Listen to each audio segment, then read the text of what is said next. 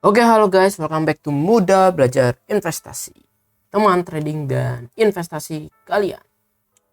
Hari ini kita akan membahas saham yang menurut gue menarik untuk kita masukkan ke portofolio kita dalam jangka panjang ya. Ini kita ngomong jangka panjang.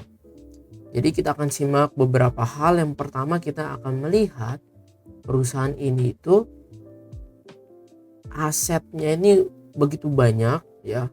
Kas dan setara kasnya dia ini 25 triliun. Oke, 25 triliun. Sedangkan hutangnya itu liabilitas jangka pendeknya hanya 14 triliun.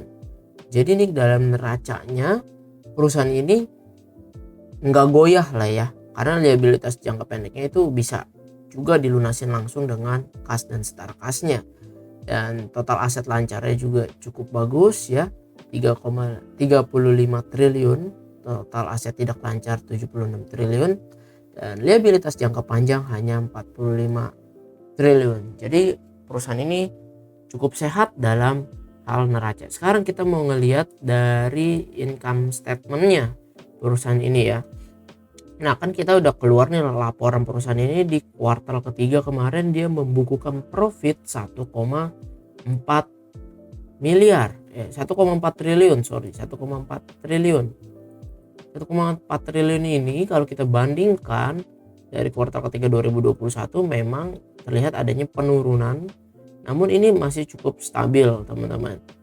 Dari 1,5 ke 1,4 ya. Lalu kalau misalnya kita ngeliat dari 2020 kuartal ketiga, ini ada recovery yang teman-teman bisa lihat bahwa ya 2020 kita tahu pandemi segala macam masuk, perusahaan ini berkena dampak. Net profit masih membuka net profit yaitu 859 miliar. Jadi pas 2021 kuartal ketiga naik 1,5 T, lalu naik ke 1,4 T gitu. Ya ini cukup baik dalam kuartal. Kalau misalnya kita ngelihat dalam 9M ya, kita bandingkan 9M pembukuan 2022, laba yang dihasilkan ini 5,5 T. Ya, dan 9M 2021 itu 4,7 T. Oke, kita lihat lagi di 2020 9M itu cuma 1,2 T. Kita lihat sebelum pandemi ya, di 2019 itu 2,5 T. So ini peningkatannya luar biasa. Kita belakangi yang pandemi gitu, kita belakangi yang pandemi dulu. Kita bandingin coba 2022, 2020 boleh kita coba, terus 2021 yang kuartal ketiganya 2019 kita lihat ya. 2019 yang kuartal 9 bulan ya, karena kan baru kuartalnya laporannya. Nah, kita coba lihat ya. Di sini perbandingannya 4 tahun, teman-teman.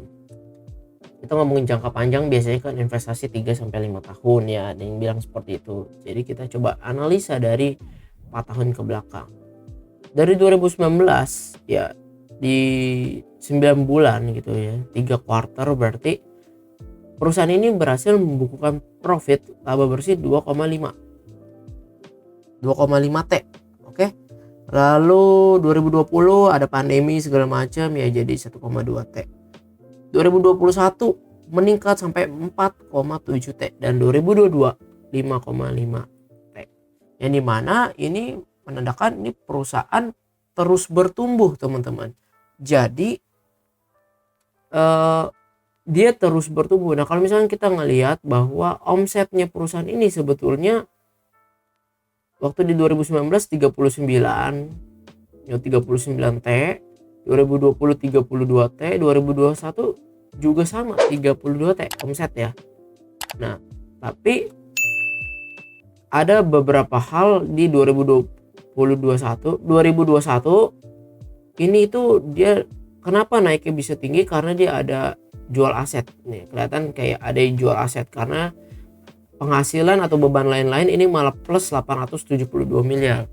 harusnya ini nggak boleh plus, ya harusnya minus. Tapi kalau misalkan dia jual aset untuk menumbuhkan yang lain, which is bagus. Tapi apa yang terjadi waktu dia jual aset seperti ini? Nah, kita lihat ya asetnya ya, apakah yang dia jual nih. Kita lihat tadi 2021 dia jual aset. Kita bisa ngelihat di sini total aset dia ini kan tuh ya teman-teman lihat 107.902 107 triliun. Ya. Ini padahal sebelumnya 2020 itu 111.897 ya, 111 triliun. Berarti ada yang dijual asetnya ya. Ada yang dijual asetnya. Pokoknya itu dianggap sebagai penghasilan 872 miliar gitu ya. Seharusnya yang paling benar itu seperti 2019 dan 2020 karena ada beban dan lain-lain, gaji karyawan segala macam ya. Total beban usaha dan beban lain-lain lah ceritanya. Nah, aset yang berkurang ini makanya dia nambah laba bersihnya yang diakui sebagai laba bersih. Jadi kalau misalkan kita mau ngelihat laba bersih, kita lihat dulu ini 4,7 triliun ini dikurangi sama 872 miliar ya, which is masih 3,9 triliun. Berarti masih bagus ya, masih terus meningkat dari 2019 dan juga 2020 dalam 9 bulan. Dan 2022 juga sama, ini ada 198 penghasilan dari yang lain-lain. Dan kita bisa ngelihat bahwa ya tinggal kurangi aja. Ya berarti 5,3 triliun ya, 5,3 triliun yang didapatkan selama 9 bulan di 2 tahun 2022. So dari laporan seperti ini cukup bagus dalam fundamental ya. Kita ngomongin fundamentalnya ya cukup bagus, asetnya luar biasa, neracanya juga bagus karena short term dan long termnya juga bisa dilunasi dengan asetnya begitu luar biasa. Lalu revenue terus meningkat, teman-teman bisa lihat revenue terus meningkat ya. Kita nggak ngomongin 2020 karena ya nggak semua perusahaan sih, ada beberapa yang diuntungkan gitu ya. Jadi ini terkena dampak dan ini bertumbuh dari 2021 ke 2022, revenue-nya atau omsetnya meningkat sampai 800 berapa nih? 40T, dari 32T ke 40T ya, omset ya. Terus net profit meningkat ya dari 4T jadi 4,7T di sini. Lalu nah yang menariknya kita mau bahas tentang price earning ratio-nya, pernya si perusahaan ini ya. Kita langsung ngomong aja, Pegas, perusahaan gas negara ini semakin lama semakin kecil, yang which is per di bawah 10 itu murah, boleh dikatakan murah. Dan teman-teman perhatikan 2020 harga Pegas 925 waktu 9 bulan itu pernya sangat mahal sekali, 28 kali. Nah tapi 2021 harga saham Pegas ini naik 1190. Dan yang menariknya pernya rendah ke 7 kali, which is bagus. Kenapa? Karena net profitnya meningkat gitu ya. Net profitnya meningkat sampai gila-gilaan dari 800 miliar ke 4T ya per. Teman-teman nanti cari lah, kita nanti bahas tentang price earning ratio ya, detailnya bagaimana hitungannya. Nah PR semakin murah. Dan kalau misalnya kita ngeliat lagi ke price book value nya si perusahaan ini, Pegas ini juga masih di bawah value nya, under value kalau misalnya gitu. Karena dari teori Warren Buffett di value investing juga dikatakan PBV itu normalnya 1, di bawah 1 masih tergolong murah, masih under value ya. Dan sekarang perusahaan ini Pegas sedang under value dari PER-nya maupun juga price book value-nya. Jadi dari fundamental Pegas ini cukup baik untuk kita jadikan salah satu incaran untuk jangka panjang ke depannya. So sekarang kita langsung masuk ke sisi teknikalnya. Dari sisi teknikalnya kita udah terlihat langsung bahwa perusahaan ini sangat uptrend ya. Kita lihat dari recovery 16 Juli 2021 ini masih sangat uptrend, naik 89%. 2021 1,5 tahun naik 89% untuk perusahaan Pegas. Dan yang menariknya syaratnya untuk investasi bukan sekedar, dan syaratnya untuk long term invest jangan sekedar laporan keuangan bagus, Tapi gue selalu share ke subscriber gue, ke member-member seminar gitu ya, ke peserta-peserta seminar, webinar, bahwa kita harus perhatikan juga teknikalnya. Saham tersebut harus uptrend. Kalau nggak uptrend, bahaya. Oke, contoh kasusnya seperti S1R. Teman-teman bisa simak S1R di video sebelumnya ya. Tapi S1R di situ gue belum bahas tentang neracanya yang begitu kuat, laporan keuangan segala macamnya, baru laporan keuangan kuartal ketiganya aja.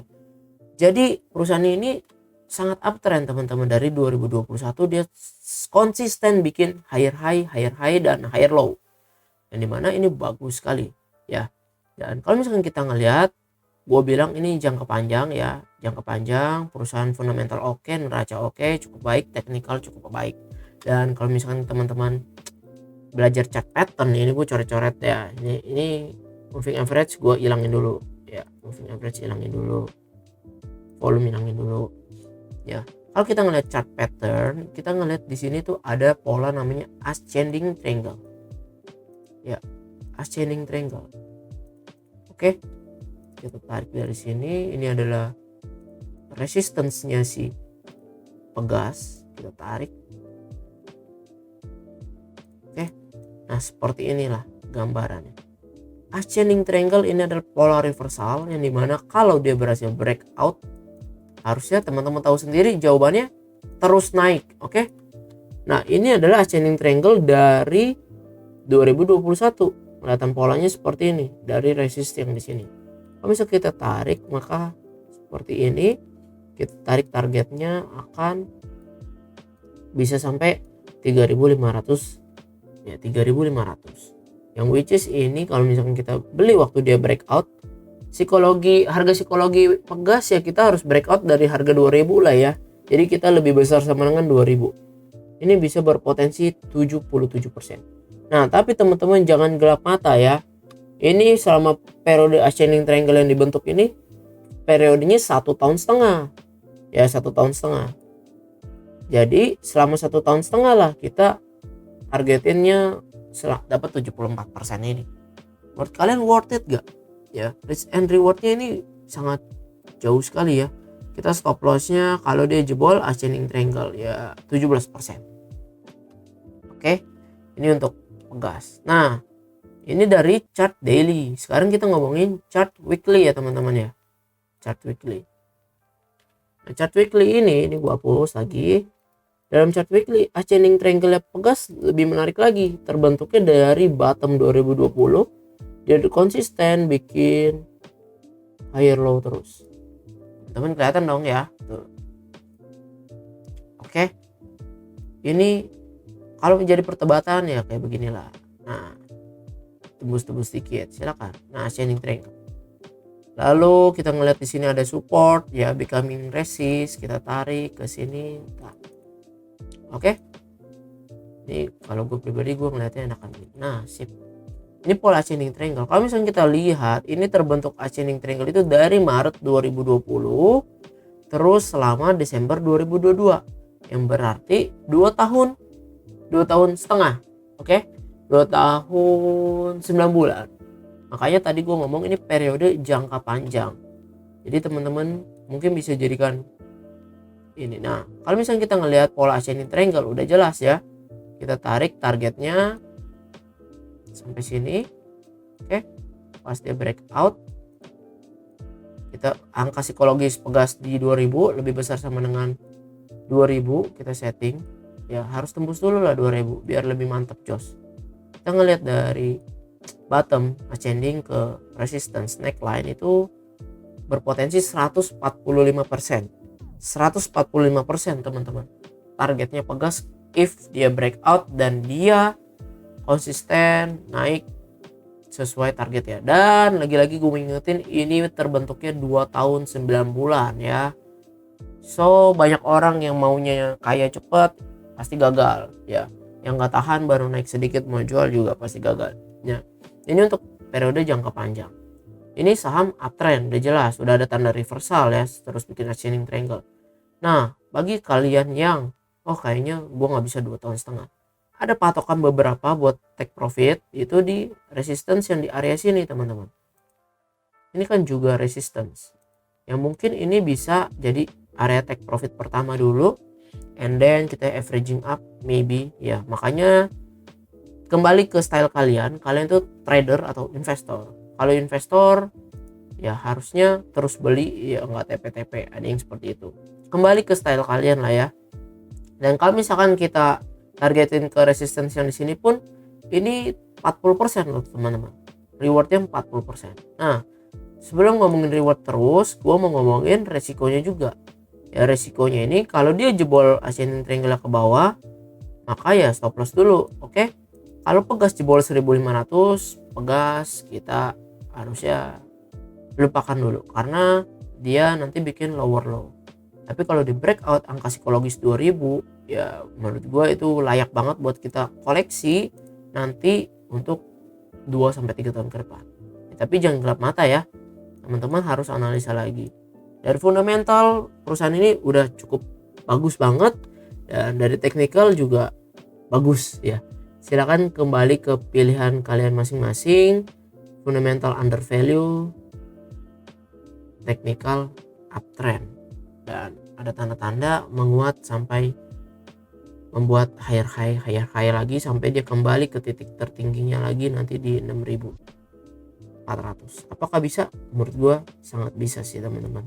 So, bagikan pendapat kalian tentang Pegas ya, perusahaan ini Pegas. Bagikan pendapat kalian apakah perusahaan ini layak buat kita hold selama kurang lebih 2-3 tahun jika terus konsisten net profitnya meningkat, revenue terus meningkat, dan juga candle-nya masih sangat uptrend. So, bagikan pendapat kalian dan thank you semuanya. Jika suka dengan video seperti ini dan merasa bermanfaat, boleh bantu like dan juga subscribe, dan boleh dibagikan ke rekan-rekan yang lain supaya channel ini makin bertumbuh dan makin bermanfaat untuk lebih banyak orang. Oke. Dan jangan lupa teman-teman boleh juga komentar jika lo ingin membahas saham apa dari sisi fundamental maupun teknikal. Oke teman-teman, see you in the next video. Bye bye.